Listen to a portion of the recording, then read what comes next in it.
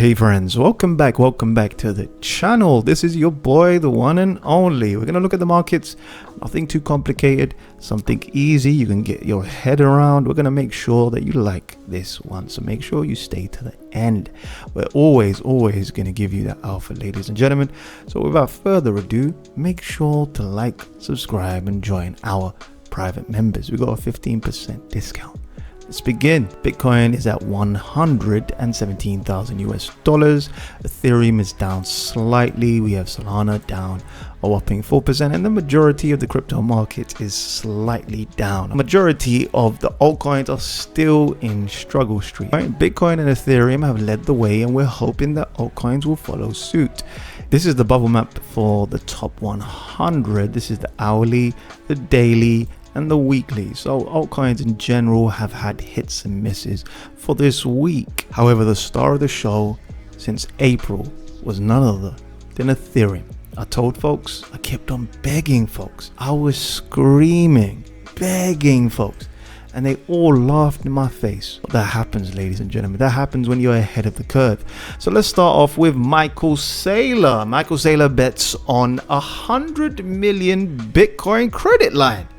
Whoa, 100 million Bitcoin credit dream. A lot of Bitcoin maxis love this guy. They literally love this guy. Now, he is a hero for Bitcoin maxis. This is the epitome of Bitcoin maxism. Okay, it's a cult, it's a religion, it's a neo-cult and a neo-religion by now. Michael Saylor has built a career on testing how far conviction can bend markets. The chairman is betting that the same belief in what may be his riskiest financial experiment ever. He was known to tell people to sell their life savings for Bitcoin, mortgage their homes for Bitcoin, and even sell their kidneys. He is the prophet with a balance sheet, the messiah of crypto maxis. And this time he's gambling and he's betting on 100 million US dollars, 100 billion, sorry. These numbers get outlandish at these points. In layman terms, ladies and gentlemen, he has formed some sort of return to investors of 9% every single year. And he's pretty much built a Ponzi, just like your 9 to 5. And we have this, ladies and gentlemen, the NAV. The NAV is sitting at 1.4. It keeps on going lower and lower. Last week it was at 1.7. 2 weeks ago on the show it was at 1.7. Today it's at 1.4. By next week, God forbid, it might be at 99. Let's have a look at the number 2, Mara Holdings. This is a Bitcoin mining company. It's at 0.988. And you're going to see this quite often. The MNAV is going to decrease, just like any alpha, any edge. Your MNAV will decrease to the point it gets to negative. And once it goes negative, you know what that means. Bitcoin to hit 200,000 US dollars. Here's what will drive the rally to another record price. There's a lot of speculation happening in the space. Some participants believe we're heading to 200, 250, 270, 300, 500, but none of us really know when the absolute top is. There's only one metric, and this is a pi cycle indicator top. And if we have a closer inspection, and we've been doing this regularly on this show, the pi cycle indicator top is sitting at around 183,000 US dollars. This is a moving average. We need the yellow line to cross the green line. Now the green line, if we go up that vertically right now, right here, the top will be at a whopping 183,000 US dollars. Every time the yellow line has crossed it, is categorically marked the absolute top. Will we find the top on this channel? Of course. Will this cycle go on for longer? Comment below. We have some more news. Citigroup plans crypto custody services for stablecoins. These cockroaches will never ever fail to surprise me. We don't need banks. They need us. They made billions, trillions off of us. We don't need them. Crypto categorically was here to remove the middleman. We have some more bullish news regarding stablecoins, a South African rand pegged asset to the Stellar network. We're going to see more and more stablecoins. People thought it was going to be CBDCs, but it just shows that it's regarding crypto. So more and more governments around the world are going to make stablecoins and back it with their own currency.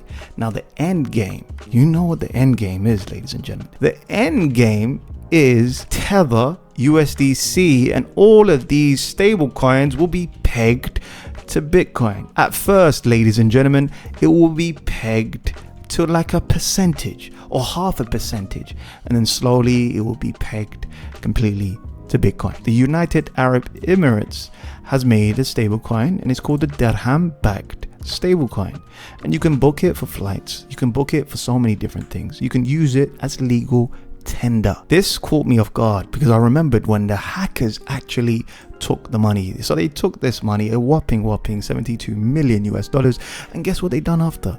They actually traded it. Ethereum's rally to 4,700 has significantly increased the value of the stolen assets from 3 major exploits, enabling attackers to cash out tens of millions in additional gains. The Radiant Capital exploiter, who is alleged to be a North Korean, drained around $53 million in assets from the DeFi protocol last October.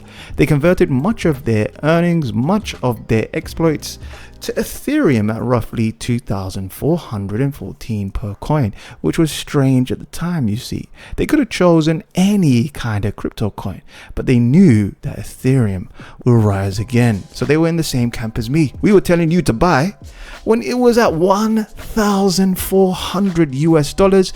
And you know what? I just have a feeling that you're just gonna watch Ethereum head to 20k and you're not even gonna buy anything. Matter of fact, I got a feeling that some of you will just end up buying meme coins. It is what it is. Ethereum bull flag targets 6,000 US dollars as Ethereum's supply on exchange falls to 12%. This normally happens in a bull market. They can't get enough of the asset when demand is so big that the supply is not enough, ladies and gentlemen, and that's ultimately how markets go up. If your coin has too much demand for it and little supply, that is a reason why coins actually go up in the first place. Ethereum prices move closer to all-time high, but liquidity shortage could trigger a breakout towards 6,000 US dollars. Some more news regarding crypto. Analysts see Bitcoin buy exhaustion as retail shifts to altcoins. Buy exhaustion is happening.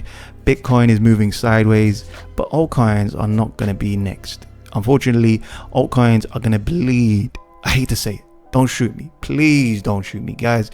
We've been talking, if you're new here, we've been speaking about this for a long time. Bitcoin and Ethereum are doing swimmingly well. The Fed ends supervisory program overseeing banks' crypto activity. We spoke about this. First, they hate you, then they fight you, and then finally, they fold. This actually made me laugh. There's a NASDAQ company that is buying Solana, and the stockpile has grown to 260 million US dollars. You're going to find many protocols, and all of them, they have to, I'm sorry to tell you this, they do have sales teams. Some of these people, they have CEOs, they have chairmen, but it's just marketed in a way to tell you that it's decentralized. It's not really decentralized. So what's going to happen is some of these folks are going to start making calls to the NASDAQ, companies in the NASDAQ. Now the NASDAQ is struggling. The Mag 7 looks like this and the S&P 500 looks like this. So what's going to happen in the future? The NASDAQ companies that are struggling are going to start buying companies, protocols like Solana. The only decentralized coin only in the planet is Bitcoin, and number 2 is Ethereum. Ethereum is less decentralized. Once Vitalik leaves, it will become fully decentralized. Recently, the market got very spooked because of PPI. We have PPI come out every single month, guys, and the market never reacts like this, but it just so happens to be this time they did react. The first thing they actually decided to sell was Bitcoin. Strange enough, it's a hedge against inflation, yet for some reason when the PPI went unexpected, turn for the worst, they decided to cut and get rid of their Bitcoin holdings. So it is what it is. There's a lot of traders, a lot of folks that don't really understand how powerful Bitcoin really is. Anyway, so it went down. This week we're going to close underneath this area. This week is imperative that we don't close underneath this area, ladies and gentlemen. If we do, then we're heading for a downturn, which isn't the end of the world. Ethereum done amazingly well. I had a few folks that actually reached out to me and said, you know what, I actually bought Ethereum down here. I actually bought Ethereum. I took that risk, and they were very grateful and they thanked me. So I was really, really happy and delighted to hear that, you know, they were on the right side of history. Ethereum's doing really, really well. Gonna consolidate. I'm not too fussed, guys. The next entry I'm looking for, worst comes to worst, is this area just shy of 4,000 US dollars, 3,900 and some change. That's the next fib area. That's a correction from here to here of around 20%. Now altcoins, altcoins are about to get finished. I've been telling you this for the longest, but you don't want to heed my warnings, guys. I was right about a lot of things, but you don't want to give me my credit, so it's fine. You just want me to boost your ego and tell you, guys, this shitcoin is going to the moon. But ladies and gentlemen, I have to be honest, and I'm not here to sell you dreams. I'm here to tell you what the chart tells me, and this is what I see for the chart. Majority of altcoins, you know my thesis. We're heading down here, ladies and gentlemen, by the fall. I don't really care too much about my fiat denomination. What really matters to me is my Bitcoin valuation and my Ethereum valuation, guys. This is money. Bitcoin is money. Ethereum is the tool you use that money for. We're having that altcoin season, but it might just take longer than we all anticipated. It will test our patience, but we're here for the long run, guys. Regardless, don't get shaken out. Stay with me, and I'll see you on the next one. Love you all.